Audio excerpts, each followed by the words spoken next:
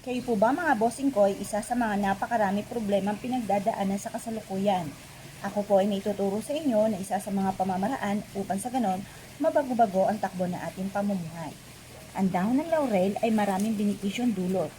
Ako po mga bossing ko ay isa sa mga magpapatotoo po sa pamamagitan ng dahon ng laurel. Ang dahon ng laurel ay isa sa mga mabisang pantaboy ng mga kamalasan at pagpapatupad sa lahat ng ating mga pinapangarap sa buhay. Ang dahon ng laurel mga bossing ko ay isa sa mga mabisang proteksyon. Kung kayo po mga bossing ko ay ginagamit niyo po ito sa pagluluto ng pagkain na ito po ang madalas po nating pampalasa sa ating pagkain mga bossing, ay subukan nyo rin po itong gamitin sa mga pampaswerte. Makakatulong po ito upang sa ganon, magtuloy-tuloy ang pasok ng swerte at instead na kamalasan ay puro kaswertehan ang darating po sa inyo mga bossing. Ngayon po mga bossing, ako po ay isa sa mga magpapatotoo po dito. Ang ginawa ko